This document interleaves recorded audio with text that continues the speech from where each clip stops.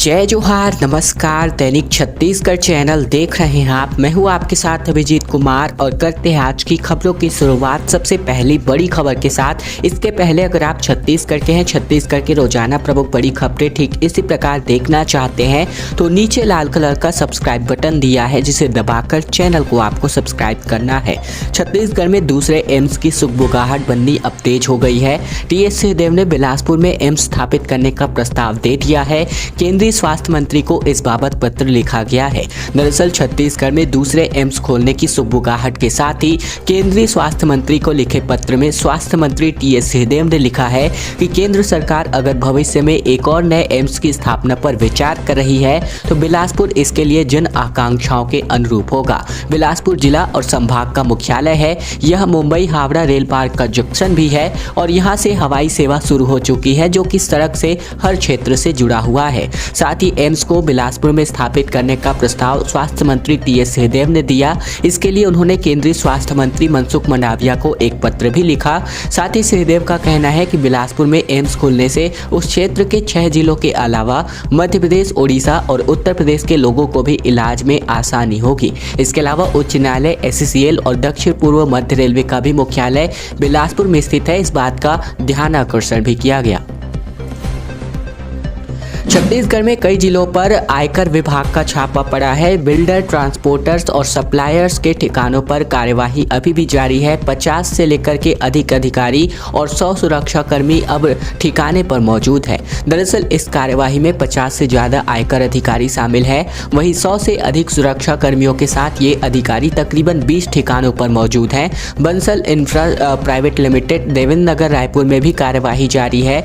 सुबह तकरीबन 6 बजे से बीते दिन से कई गाड़ियों में आयकर विभाग के अधिकारी कारोबारियों के घर और व्यावसायिक जगहों पर पहुंचे और अपनी कार्यवाही शुरू की। सूत्रों से मेरी जानकारी के मुताबिक बात करें तो जिन ठिकानों पर आयकर टीम मौजूद है उनमें हीरापुर के आरके रोडवेज भी शामिल है, जो सीमेंट का बड़ा कारोबार करती है। इसके अलावा स्वास्थ्य ग्रुप का नरेंद्र अग्रवाल, रोजबे रिसोर्ट के आशीष अग्रवाल, जगदीप बंसल और सहेली ज्वेलर्स दुर्ग एवं श्री स्वास्थ्य ग्रुप सुनील साहू भी शामिल हैं।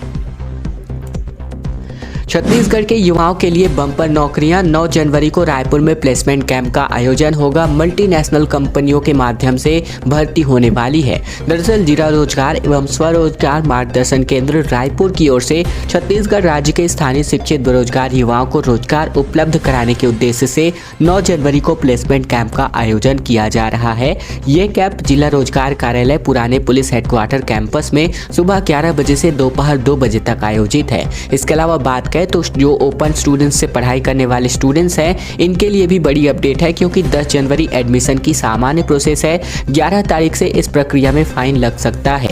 इसके अलावा बात करें तो 7 से लेकर के 30,000 रुपए तक सैलरी होने वाली है। 82 पदों पर न्यूनतम 8वीं से लेकर के स्नातक उत्तीर्ण आवेदकों की भर्ती होगी।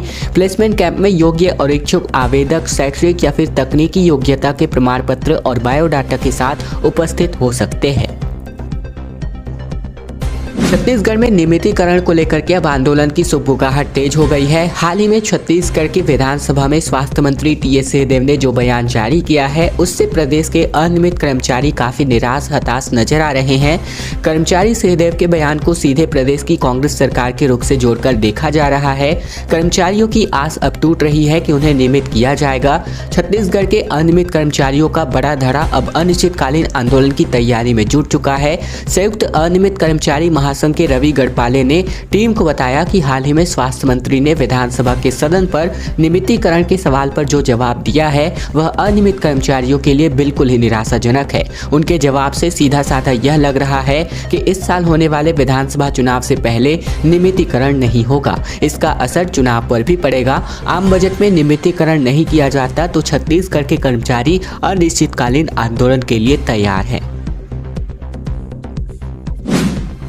छत्तीसगढ़ में अब मतदाताओं की संख्या बढ़ चुकी है। पिछले विधानसभा चुनाव की तुलना में तकरीबन 9 लाख अधिक अब जनसंख्या हो गई है मतदाताओं की। दरअसल बात करें तो 5 जनवरी को हर साल की तरह इस साल भी मतदाता सूची का अंतिम प्रकाशन कर दिया गया है और इसको लेकर के अब छत्तीसगढ़ में मतदाताओं की संख्या 1,94,54,009 पर जा पहुंची है। विधानसभा चुनाव 2018 के लिए प्रकाशित अंतिम सूची में मतदाताओं की संख्या 1,85,45,819 थी और इस बार विधानसभा चुनाव में वोटरों की संख्या पिछले चुनाव की तुलना में 9 लाख बढ़ चुकी है। इसके अलावा बात करें तो इस साल अंतिम प्रकाशन इसीलिए खास है क्योंकि इसी सूची के आधार पर इस साल होने वाले विधानसभा तथा अगले साल होने वाले आम चुनाव में लोग वोट दे सकते हैं। सूची के विश्लेषण में ये पाया गया कि एक साल में प्रदेश में 3 लाख से ज्यादा युवा यानी 18 साल पूरा करने वाले मतदाता सूची में जुड़ चुके हैं और पहली बार अपना वोट का प्रयोग करेंगे। सबसे खास बात यह है कि महिला वोटरों की संख्या पुरुषों से सिर्फ 1000 ही कम है।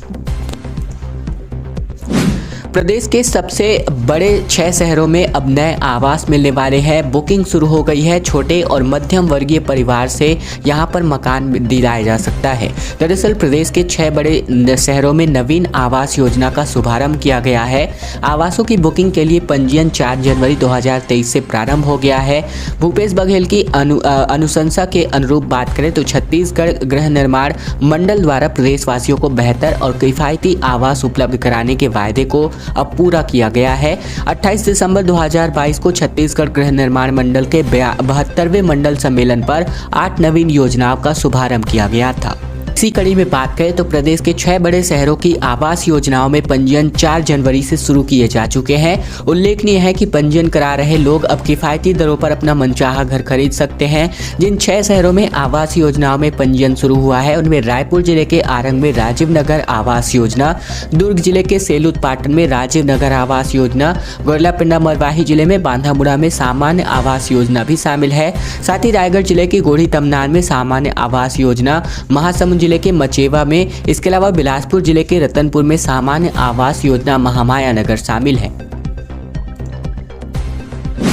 ऑनलाइन जुआ पर अब 7 साल तक की जेल होने वाली है क्योंकि अब इस पर विधेयक लाया जा चुका है छत्तीसगढ़ सरकार की ओर से। छत्तीसगढ़ में ऑनलाइन जुआ और सट्टा खेलने और खिलाने वालों की अब खैर नहीं, क्योंकि ऐसा करने वालों के लिए अब 1 से लेकर के 7 साल तक की जेल होगी। वहीं 10 लाख रुपए तक का जुर्माना भी भरना पड़ सकता है।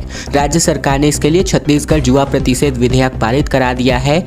राज्यपाल की अनुमति मिलते ही ये कानून पूरे प्रदेश में लागू हो जाएगा। छत्तीसगढ़ पुलिस ने पिछले साल ऑनलाइन सट्टा कारोबार के कई रैकेट का खुलासा किया था। कई गिरफ्तारियां भी की गई, लेकिन आरोपियों को थाने से जमानत मिल जा रही थी। मुख्यमंत्री भूपेश बघेल ने समीक्षा के दौरान इस पर नाराजगी जताई थी। उसके बाद पुलिस की ओर से बताया गया कि पुराने जुआ अधिनियम में ऑनलाइन सट्टे को लेकर के कोई भी प्रावधान नहीं है। इसी के मद्देनजर बात करें तो ऑनलाइन जुआ की रोकथाम के लिए प्रभावी कानून बनाने के निर्देश के बाद अब कानून को ड्राफ्ट पेश किया गया। 4 जनवरी को विधानसभा ने इस विधेयक को पारित भी कर दिया है। 1 अप्रैल से प्रदेश के सभी राशन दुकानों में फोर्टिफाइड चावल का वितरण होने वाला है। कुपोषण से मुक्ति एवं बच्चों में पोषक तत्वों की कमी को दूर करने के लिए, साथ ही अब तक मध्याह्न भोजन के जरिए बच्चों को फोर्टिफाइड चावल परोसा जा रहा था। अब यही चावल राशन दुकानों के माध्यम से राशन कार्डधारियों को भी उपलब्ध कराया जाएगा ताकि हितग्राहियों का भी विटामिन और मिनरल का स्तर बढ़ाया जा सके। खाद्य विभाग के अधिकारियों के अनुसार भारत सरकार के खाद्य एवं सार्वजनिक वितरण मंत्रालय ने बच्चों के साथ साथ अब राशन कार्डधारियों के स्वास्थ्य की चिंता करते हुए उन्हें भी फोर्टिफाइड चावल उपलब्ध कराने का निर्णय किया है। इसके तहत APL कार्डधारियों को छोड़कर शेष अंत्योदय, प्राथमिकता, एकल निराश्रित एवं निःशक्त जन राशन कार्ड धारकों को फोर्टिफाइड चावल उपलब्ध कराया जाएगा। इसके अलावा प्रदेश के सभी जिलों के राशन दुकानों में फोर्टिफाइड चावल का वितरण आगामी अप्रैल माह से शुरू किया जाएगा। इसके लिए विभाग द्वारा दुकानों में बात करें तो राशन दुकानों में पोस्टर और बैनर चस्पा करके प्रचार प्रसार भी शुरू कर दिया गया है। 100 दाने में फोर्टिफाइड का 1 दाना मिश्रित किया जाए है। मुख्यमंत्री भूपेश बघेल का कहना है कि भाजपा काल में भी धर्मांतरण हुए, इनके समय में चर्च बने, मेरे पास लिस्ट है और ये षड्यंत्र में सफल नहीं होंगे। दरअसल छत्तीसगढ़ के मुख्यमंत्री भूपेश बघेल ने कहा है कि प्रदेश में धर्मांतरण भाजपा के काल से जारी है। उन्होंने मीडिया से चर्चा में दावा किया कि भाजपा के वक्त में बने चर्च की पूरी सूची उनके पास है, ये सूची विधायकों को भी दिया जाएगा। मुख्यमंत्री ने भाजपा पर धर्मांतरण के नाम पर माहौल खराब करने के भी आरोप लगाए। छेरछेरा कार्यक्रम में शामिल होने से पहले मुख्यमंत्री भूपेश बघेल रायपुर के दूधाधारी मठ गए हुए थे। यहां मीडिया से चर्चा में उन्होंने धर्मांतरण का मुद्दा, मेरे पास सूची है, इस बात की जानकारी दी। गृह मंत्री अमित शाह आज करेंगे छत्तीसगढ़ का दौरा। आगमन को लेकर के तैयारियां भी हो गई है जोरों शोरों पर। सुरक्षा को लेकर की जमीन और आसमानी रिहर्सल भी हो गई है पूरी तरीके से। और ऐसे में छत्तीसगढ़ के केंद्रीय मंत्री अमित शाह को लेकर के तैयारियों को जोरों शोरों पर किया गया। ऐसे में उनके आगमन और सुरक्षा को लेकर के जमीन और आसमानी रिहर्सल पूरी कर ली गई है। चॉपर से शहर का निरीक्षण किया गया। केंद्रीय गृह मंत्री अमित शाह के आगमन को लेकर भाजपा की कमेटी भी पूरी तरीके से सक्रिय हो गई है। आज बीएसएफ का हेलीकॉप्टर रायपुर से प्रस्थान कर कोरबा के एससीएल या सीएसएबी के हेलीपैड पर लैंड करेगा। केंद्रीय गृह मंत्री अमित शाह पहले सर्वमंगला मंदिर में दर्शन करने जाएंगे। इसके बाद इंदिरा स्टेडियम में आम सभा को संबोधित करेंगे। 4:30 बजे वे पंचवटी से रवाना होकर हेलीपैड पहुंचेंगे। इसके बाद रायपुर के लिए प्रस्थान करेंगे। मुर्गा और फिर सर्फी पार्टी के बाद 10 बीमार हो गए, जिनमें से 1 लोगों की मौत भी हो गई। दरअसल ये जो पूरा मामला है छत्तीसगढ़ के दंतेवाड़ा का है, जहां पर एक गांव में मुर्गा और अंडा खाने के बाद सल्फी पीने से 11 लोग फूड पॉइजनिंग के शिकार हो गए हैं। इनमें से 16 साल के एक किशोर की भी मौत हो गई है। बताया जा रहा है कि बीमार 6 मजदूरों का बालनार में और 4 लोगों का किरंदुल के परियोजना अस्पताल में इलाज चलाया जा रहा है। 4 मजदूरों के हालात गंभीर है। सभी उल्टी दस्त से ग्रसित हैं। मामला जिले के कुआकोंडा थाना क्षेत्र का है। पूर्व मंत्री का धरना अभी भी जारी। डॉक्टर रमन सिंह इनके टेंट पर पहुंचे। चौपाटी का विरोध कर रहे हैं लगातार मूर्त। दरअसल छत्तीसगढ़ के साइंस कॉलेज ग्राउंड में चौपाटी का विरोध तीसरे दिन भी जारी रहा। अनिश्चितकालीन धरने पर बैठे पूर्व मंत्री राजेश मूर्त को लगातार बड़े नेताओं का समर्थन भी मिल रहा है। बीते दिन उन्होंने धरना स्थल पर पूर्व सीएम डॉक्टर रमन सिंह और सांसद संतोष पांडे भी पहुंचे। इसके अलावा एनआईटी और साइंस कॉलेज और रविशंकर यूनिवर्सिटी के भी कई छात्र यहां पूर्व मंत्री को समर्थन करने पहुंचे। पूर्व सीएम ने कहा कि जिस प्रकार से मंत्री ने छत्तीसगढ़ में विकास की गंगा बहा दी है, पूरे शहर में सड़कों का जाल बिछा दिया, आज वह अपने सैकड़ों कार्यकर्ताओं के साथ रात की ठिठुरती ठंड में बैठने को मजबूर है। आगे उन्होंने कहा कि क्षेत्र में पहले से ही कई बड़े संस्थान और लाइब्रेरी मौजूद है, वह भी मेंटेनेंस के अभाव में जर्जर होते जा रहे हैं। अंतिम बड़ी खबर, भूपेश बघेल ने छेरछेरा पर बताई बचपन की बात। भूपेश बघेल यहां पर छेरछेरा मांगने भी पहुंचे। दरअसल छत्तीसगढ़ के पारंपरिक पर्व छेरछेरा को मनाया जा रहा है और यह दान देने और लेने का त्योहार है। ऐसे में मुख्यमंत्री भूपेश बघेल ने भगवान बालाजी के दर्शन किए। दूधाधारी मठ में उन्होंने पूजा अर्चना की। इसके बाद लोगों को संबोधित भी किया और छेरछेरा पर्व का महत्व बताते हुए भूपेश बघेल दान लेने और देने के त्योहार के लिए मनाने पहुंचे। दान देने से मन में उदारता आती है, इस बात के यहाँ पर संदेश भी प्रदान किया आम जनता को। खैर दोस्तों, आज की खबरों का सिलसिला बस यही तक का था। अगर आपको यह वीडियो पसंद आए तो वीडियो को लाइक करना मत भूलेगा। चैनल पर नए हैं तो चैनल को सब्सक्राइब भी कर लीजिएगा, ताकि प्रतिदिन की महत्वपूर्ण खबरें छत्तीसगढ़ समाचार हम आप तक पहुँचा